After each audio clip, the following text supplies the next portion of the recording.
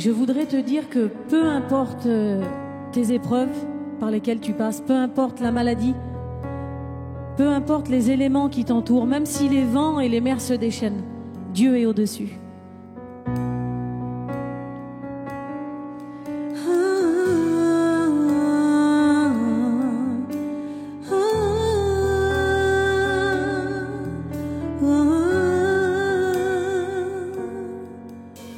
De qui aurais-je peur?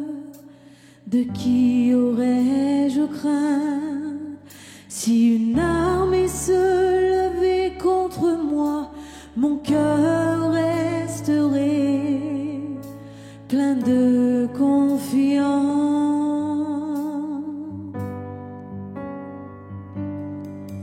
Quand je lève mes mains vers toi, tu t'approches tout près de moi.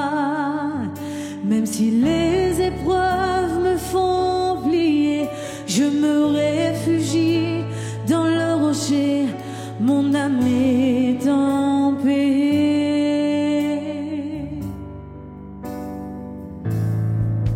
Même si les vents et les mers se déchaînent, je suis dans tes mains, avec toi tout va bien.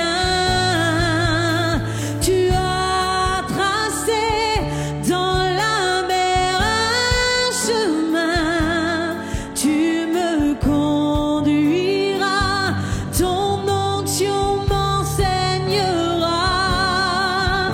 Même si je suis faible et abattu, tu es au-dessus.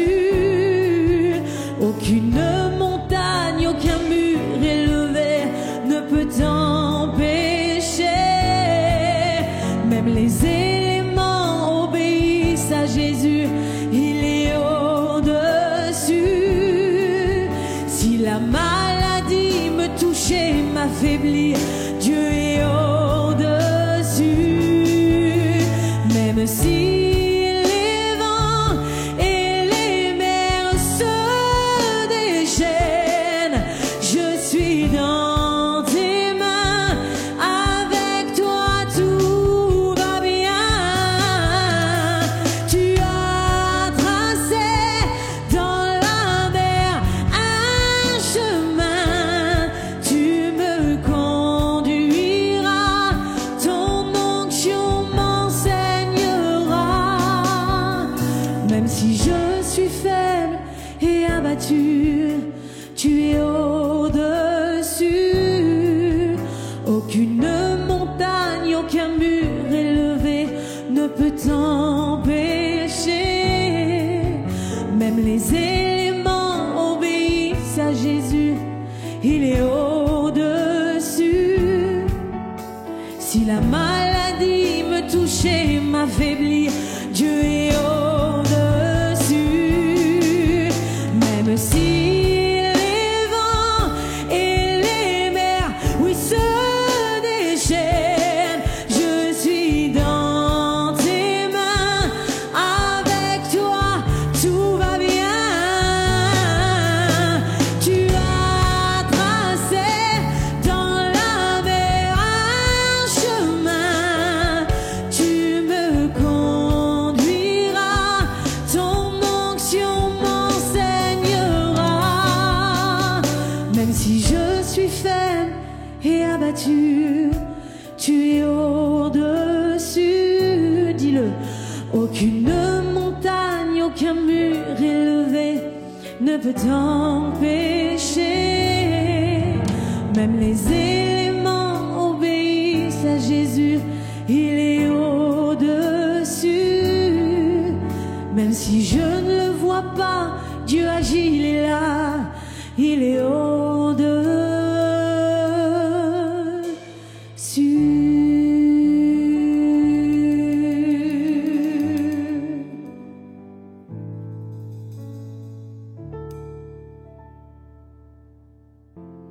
Soyez bénis. Alléluia. Je vous salue à toutes et à tous.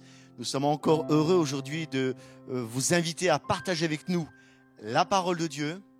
Et j'aimerais partager avec vous une réflexion. Vous avez probablement entendu cette réflexion. Non, Dieu n'existe pas. Alors, rassurez-vous, vous n'êtes pas ici connecté à une chaîne où nous allons parler de l'athéisme, ou plutôt faire la promotion de l'athéisme et essayer de prouver que Dieu n'existe pas. Mais voyez-vous, cette réflexion, elle nous est tous arrivée un jour de l'entendre, de l'écouter, dans des circonstances parfois un peu étranges, lorsqu'il y a un enterrement, un deuil, une maladie, une incompréhension. On peut venir nous trouver alors que nous sommes croyants, nous croyons en Dieu, nous confessons Jésus-Christ comme notre Seigneur et Maître.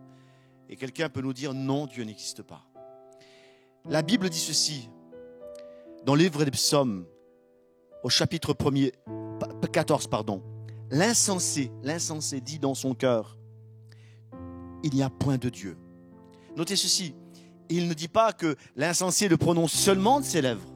C'est un fait, parce que voyez-vous, on peut prononcer de nos lèvres des paroles qui vont peut-être dépasser notre pensée, alors que nous sommes dans une situation des fois de deuil, de maladie, et on peut se poser cette question, mais où est Dieu?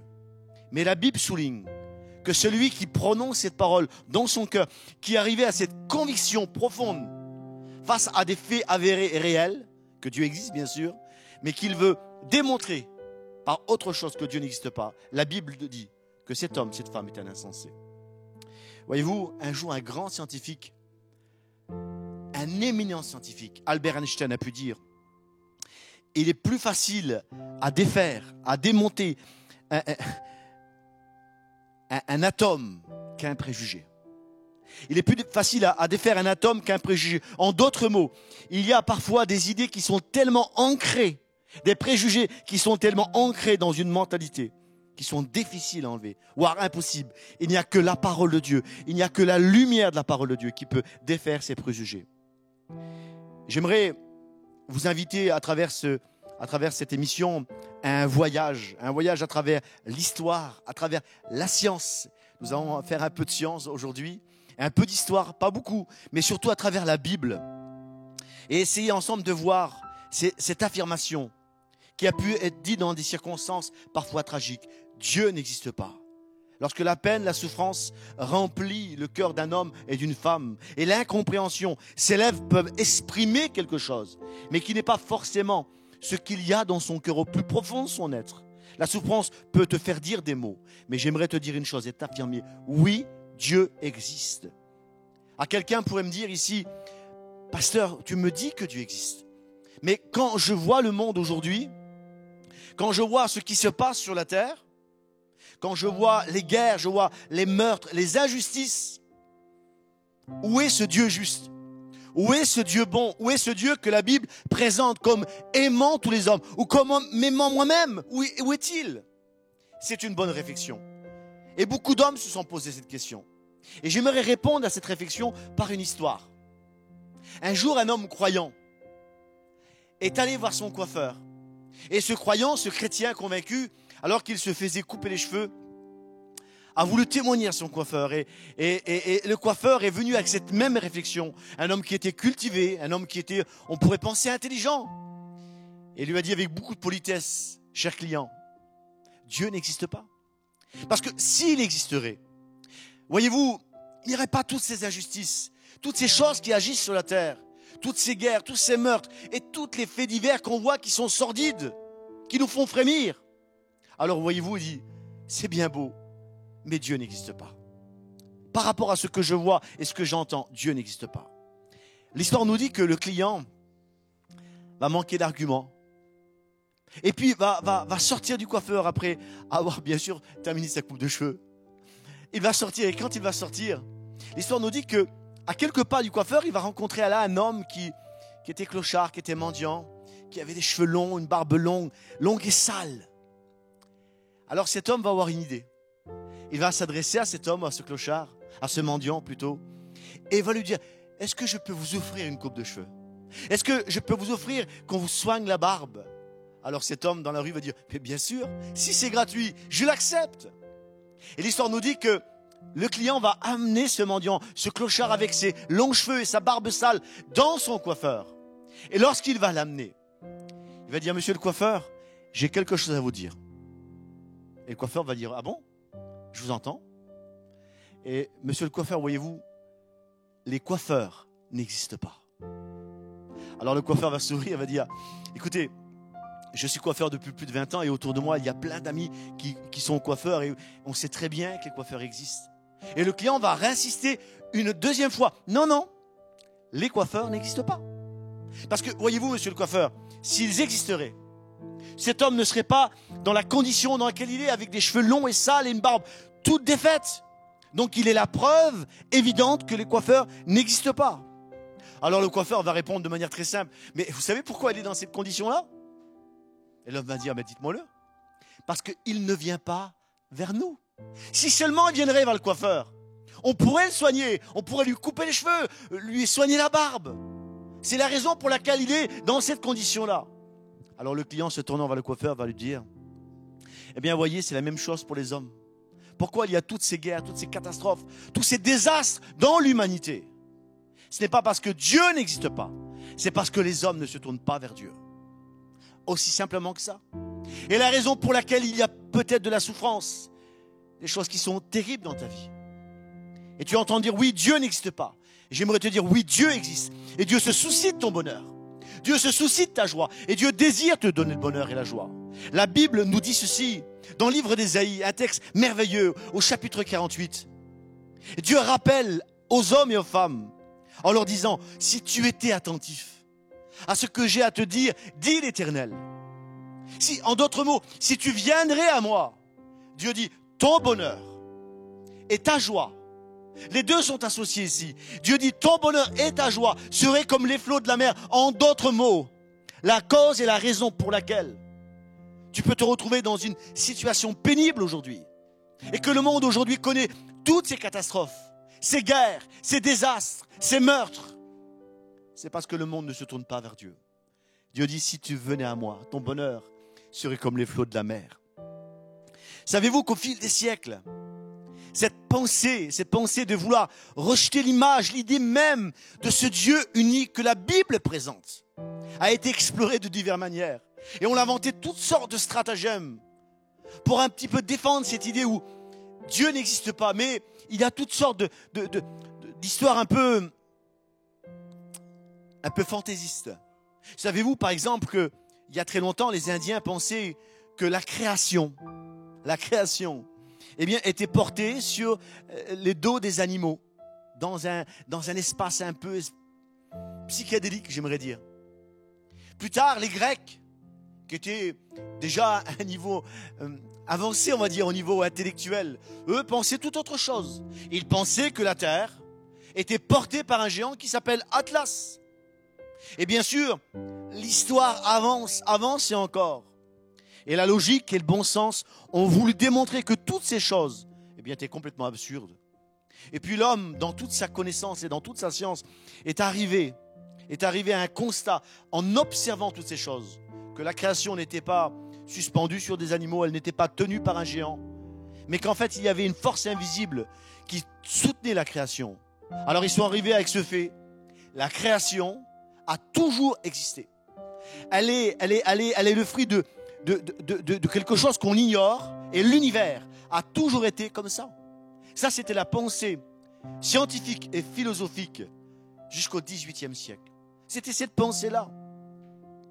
J'ai une question à vous poser. Et j'ai une question à te poser, toi qui es derrière ton écran aujourd'hui. Est-ce que tu penses que tu as besoin de voir un horloger pour voir l'heure sur ta montre? Est-ce que tu penses que, parce que tu ne vois pas l'horloger, l'heure qui défile sur ton cadran va s'arrêter? Vois-tu, on n'a pas besoin de voir l'horloger pour comprendre que l'horloge existe. Et on n'a pas besoin de voir le Créateur pour comprendre que la création existe. Parce que la création nous témoigne de Dieu. La création nous témoigne de qui est Dieu. J'aimerais poser une deuxième question. As-tu déjà regardé la création? Ou plutôt, en d'autres mots, as-tu déjà admiré l'œuvre du Créateur? Aujourd'hui, dans le monde, il y a toutes sortes d'artistes qui ont des compétences extraordinaires, de dessin, de faire de l'art et des tableaux qui sont merveilleux. Et les gens sont dans l'admiration. D'ailleurs, il y a des toiles de maîtres qui se vendent des fortunes. Allez dans les musées et puis ces toiles ont des prix qui ne sont même pas... On ne peut pas les noter parce qu'un artiste a posé sa signature sur un dessin, sur une statue. Mais lorsque j'observe la création des créations, je suis forcé de constater que derrière cette création, il y a un artiste souverain, grand et glorieux qui n'a absolument rien oublié dans le détail. La Bible dit ceci dans le psaume au chapitre 8, verset 3. Quand je contemple les cieux, l'ouvrage de tes mains, quand je contemple la création, je suis forcé de constater et de croire de manière objective qu'il y a un créateur. Que Dieu a créé l'univers, que Dieu a créé l'homme. Et que toute la vie dans l'univers n'est pas le fruit du hasard, absolument pas. Depuis des siècles, depuis même quasiment le début, on l'a vu ensemble, les hommes ont essayé de démontrer par toutes sortes d'idées farfelues ou d'idées de légendes comme quoi l'univers était assez bizarre. Et puis, la pensée athéisme a un petit peu évolué, voyez-vous. Et puis, on est venu à croire et à penser que la création telle qu'elle est aujourd'hui, eh bien, a toujours été.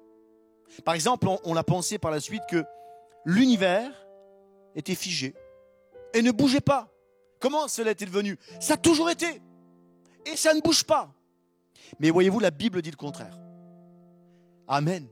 Et là où tu es, tu peux dire Amen. La Bible dit le contraire. Jésus a pu dire, le ciel et la terre, en d'autres mots, l'univers tel qu'on peut l'observer, est appelé à disparaître. Mais ma parole ne passera jamais, elle demeure éternellement. Et si tu es d'accord avec ce que je dis, tu peux dire Amen. Alléluia. Il y a quelques années de cela, il n'y a pas tellement longtemps, on pensait que l'univers, j'aimerais faire un peu d'histoire avec vous et donner peut-être quelques données scientifiques pour avancer ce que la Bible avait déjà déclaré bien des siècles auparavant. On pensait jusqu'au début du 19e siècle, du 20e siècle même, que l'univers était statique. Donc s'il est statique, il ne bougera jamais, il n'a pas eu de commencement, il n'a pas eu de fin. Jusqu'en 1965, où deux scientifiques qui travaillaient pour une antenne radio, ils travaillaient, c'était deux hommes qui s'appellent Penzias et Wilson. Ils ont pointé une antenne vers le ciel pour capter des ondes radio simplement. Et puis, assez curieusement, alors qu'ils pointent leur antenne vers le ciel, ils captent des parasites. Ces deux hommes ne comprennent pas très bien ce qui se passe. Alors, ils commencent à nettoyer l'antenne, toujours pointer l'antenne vers le ciel. Il y a encore des parasites. Alors, ils vont déplacer l'antenne et voir faire une multitude de tests sur cette antenne pour s'apercevoir que cette antenne n'a aucun problème. Mais d'où viennent ces parasites? D'où viennent ces bruits qu'on entend, qui viennent de l'espace? Alors après de savants calculs que le temps me manquerait pour expliquer ici et dont je n'ai pas la compétence, ces deux hommes ont découvert ce que pour appeler aujourd'hui les preuves de l'expansion de l'univers. Que l'univers à un moment donné a eu un commencement. Elle a eu un début. C'est ce que la science a appelé par la suite le Big Bang, la grande explosion. Et on l'a pu définir avec vraiment beaucoup d'exactitude que le commencement de l'univers a eu lieu il y a 13 milliards 500 millions d'années. C'est énorme. On l'a découvert qu'il y a 13 milliards 500 millions d'années, c'est 700 millions d'années précisément. Après, on l'est plus à quelques milliards d'années, hein, vous allez me dire. On a découvert que l'univers a eu un commencement. Mais qu'est-ce qu'il y avait avant? Qu'est-ce qu'il y avait avant cet univers immense, gigantesque, qu'on peut à peine observer? Qu'est-ce qu'il y avait? Eh bien, la science vient avec une réponse. On ne sait pas. Mais la Bible dit ceci, livre de la Genèse, chapitre 1er et verset 1er. Au commencement, Dieu. Au commencement, Dieu. Il est l'auteur de la création. Ces deux hommes, quelques années plus tard, vont recevoir le prix Nobel de physique pour avoir découvert que l'univers a un commencement. Et voyez-vous, par évidence, si l'univers a un commencement, il y a une loi. C'est la loi de la thermodynamique. Si quelque chose a un commencement, automatiquement cette chose a une fin. Alors qu'on pensait que l'univers était sans fin, arriverait à jamais être anéanti, la science aujourd'hui affirme, et le démontre clairement, que si l'univers a un commencement, on sait très bien que l'univers a une fin. La Bible annonçait le ciel et la terre. Le ciel et la terre. En d'autres mots, l'univers vont passer, vont disparaître. Mais ma parole, elle demeure éternellement. Et ça, c'est la bonne nouvelle. Tout ce que nous avons autour de nous peut disparaître.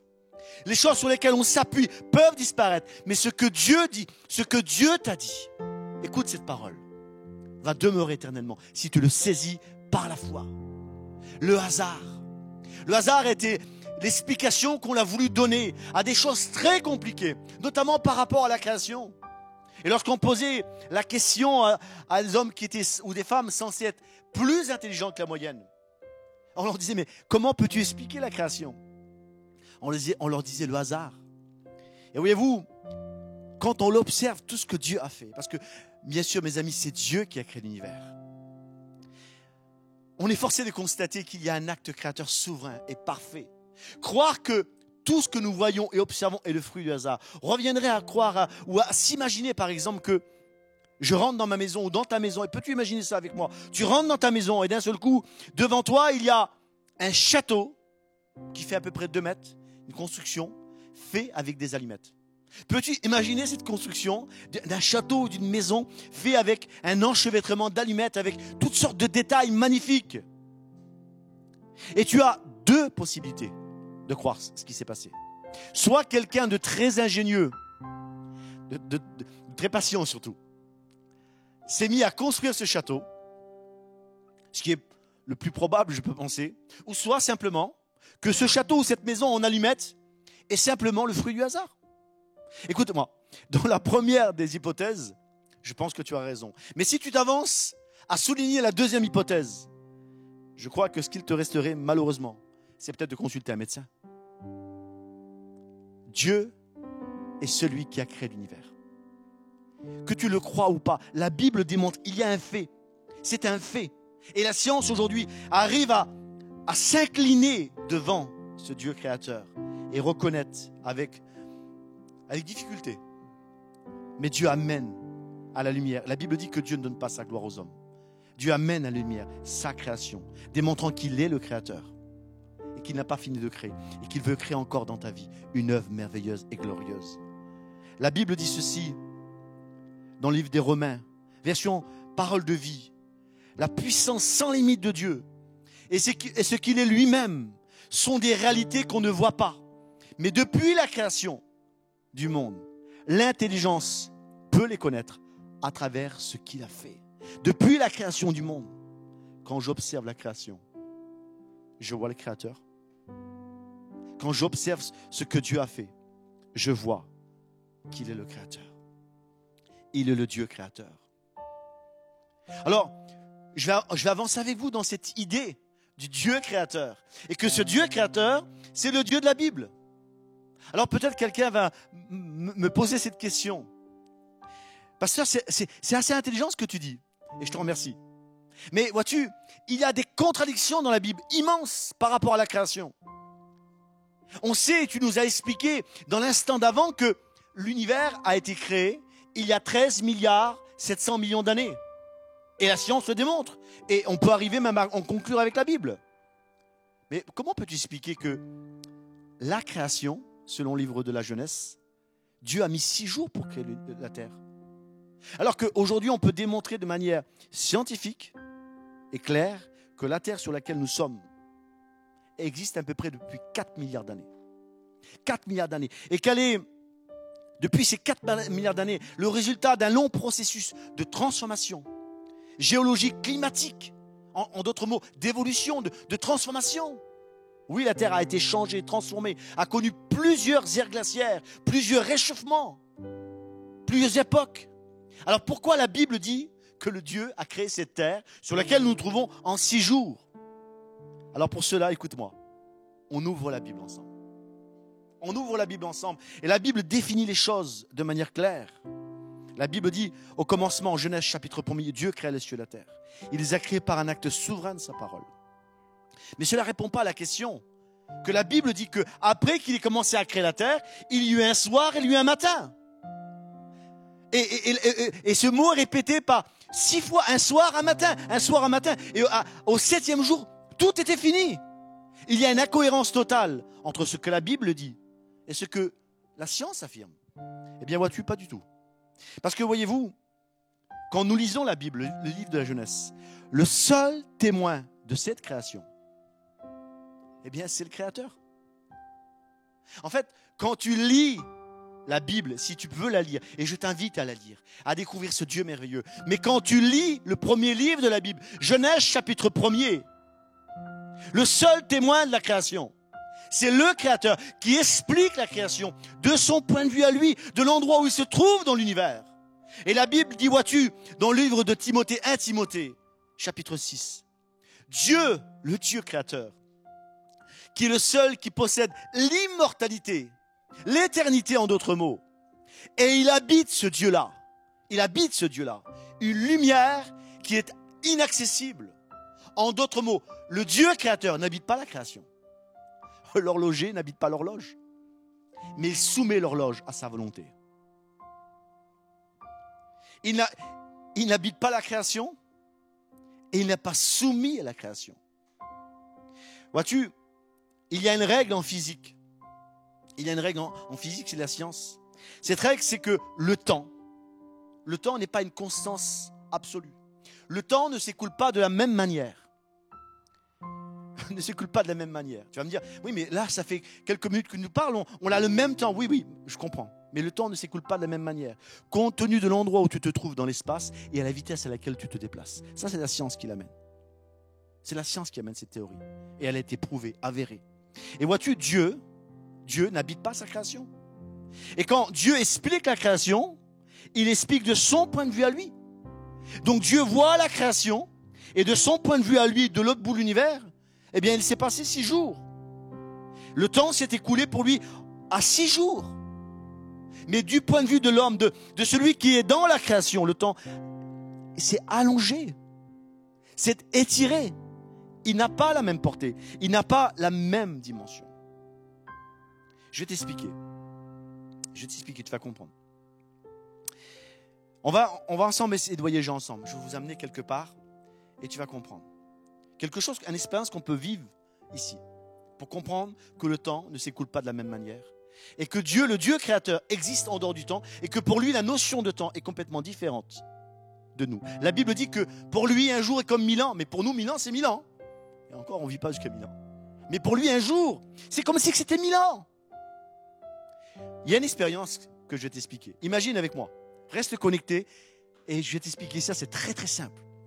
Imagine que tu es là, chez toi, dans ton jardin, si tu as un jardin, Dieu te bénisse, et que d'un seul coup, tu vois un avion passer, un avion de ligne. Et cet avion de ligne, je crois qu'il voyage à peu près à 9000 mètres d'altitude. Mais si mes données ne sont pas exactes, je t'invite à me pardonner. Et cet avion de ligne se déplace à une vitesse extraordinaire. Mais as-tu remarqué que quand tu vois l'avion de ligne dans le ciel, tu as l'impression qu'il avance tout doucement. Alors imagine avec moi, je t'amène, je te fais voyager. Imagine avec moi que cet avion de ligne, lorsque tu le regardes, il est là et puis d'un seul coup, tu pointes un télescope ou une jumelle vers cet avion de ligne et tu me vois à moi. Tu me vois à moi à travers le hublot de l'avion de ligne. Je suis assis tranquillement, tu vois ma barbe tranquille, et tu m'observes. Ah tiens, je vois le pasteur qui est là, dans l'avion. C'est marrant. Moi, je suis sur place et lui, il bouge. Imagine que pendant que je suis dans cet avion et tu m'observes toujours, je demande à une hôtesse de l'air de me servir de l'eau. Alors l'hôtesse vient, elle me sert de l'eau dans mon gobelet. De ton point de vue à toi, à quelle vitesse tombe l'eau dans mon gobelet? De ton point de vue à toi, elle tombe dans mon gobelet à la vitesse de l'avion de ligne. C'est-à-dire si l'avion voyage à 800 ou à 900 km/h, l'eau tombe dans mon gobelet de ton point de vue à toi à 800 ou à 900 km/h. Mais moi qui suis dans l'avion, qui suis assis et qui ne bouge pas par rapport au gobelet, à quelle vitesse l'eau tombe dans mon gobelet? À quelques kilomètres heure. Tout dépend de l'endroit où je me trouve. Tout dépend à la vitesse où je me déplace. Dieu, la Bible dit, habite une lumière inaccessible, c'est-à-dire à l'autre bout de l'univers. Pour que la lumière de l'univers nous parvienne jusqu'ici, il faut des milliards et des milliards d'années. D'ailleurs, aujourd'hui, la science arrive à observer l'univers jusqu'à 10 milliards d'années. Au-delà, on ne peut pas voir. Mais vois-tu aujourd'hui, quand tu observes l'univers, c'est un fait scientifique. Quand tu lèves tes yeux vers le ciel, quand tu vois une étoile, tu vois cette étoile telle qu'elle était. Le jour où la lumière est parti de cette étoile pour te parvenir. Je vais t'expliquer. Reste connecté, pas très compliqué. Lorsque tu regardes le soleil est très éloigné. Le soleil, je crois, est à 150 millions de kilomètres de la Terre, si mes chiffres sont exacts. Si mes chiffres ne sont pas exacts, je t'invite à me pardonner. Tu vérifieras sur Wikipédia. Lorsque tu observes le soleil, sais-tu que la lumière du soleil met 8 minutes à te parvenir? En d'autres mots, si on viendrait à éteindre le soleil dans l'instant T, l'information que le soleil est éteint mettrait 8 minutes à venir jusqu'à toi. Donc tu ne t'en rendrais pas compte immédiatement. Mais lorsque tu lèves tes yeux plus loin que le soleil et que tu regardes les étoiles qui se trouvent à des milliards d'années-lumière de la Terre, par exemple, une étoile qui est la plus proche de notre système solaire, qui s'appelle Proxima du Centaure, 4 années-lumière. L'image de cette étoile, quand elle nous parvient, elle met 4 ans à nous parvenir.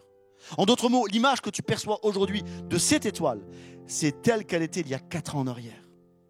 Lorsque Dieu voit la création, il la voit dans sa globalité, passé, présent et futur, parce qu'il existe en dehors de la création. Il est le Dieu créateur. Non, Dieu n'existe pas.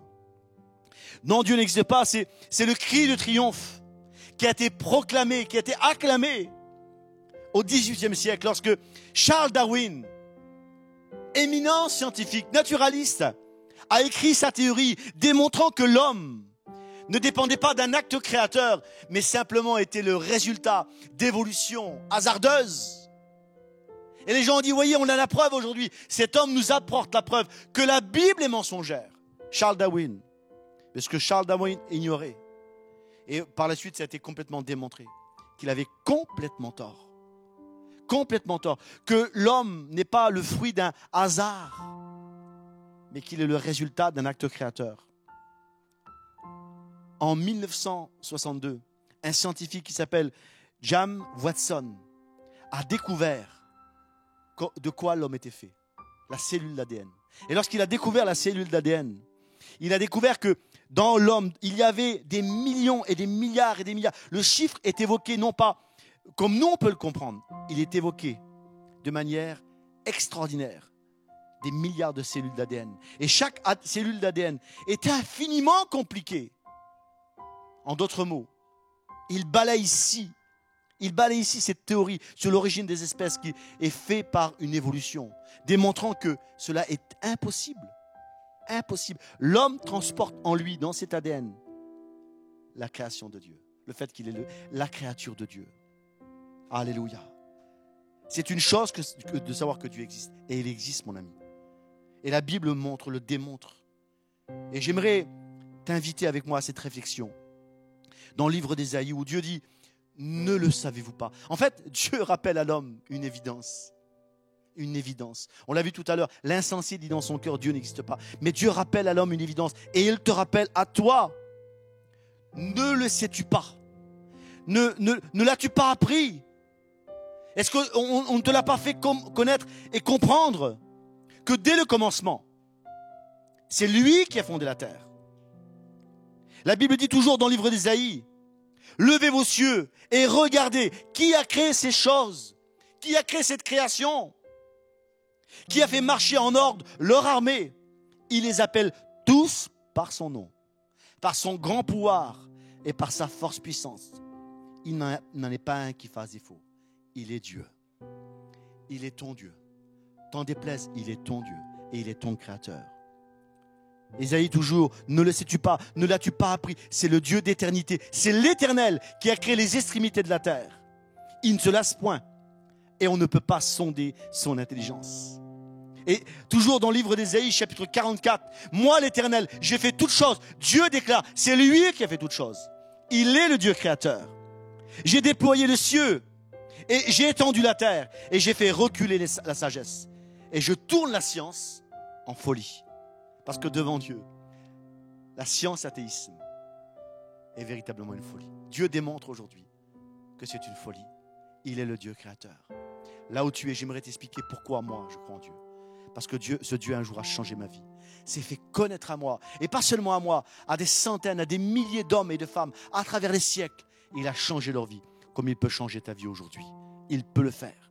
Ce Dieu créateur aujourd'hui t'invite à le recevoir dans ton cœur, là où tu es, derrière ton écran, je t'invite à baisser la tête, à prier avec moi. Ferme tes yeux, là où tu es, tu peux le faire. Et dire, Seigneur, je reconnais que j'ai besoin de toi. Et que tu es le Dieu créateur et que tu veux aujourd'hui non plus seulement être le Dieu que je vais admirer comme étant le créateur, mais comme étant ce Dieu qui est venu me sauver dans la personne de Jésus-Christ. Je t'invite à le recevoir là où tu es. Sois béni.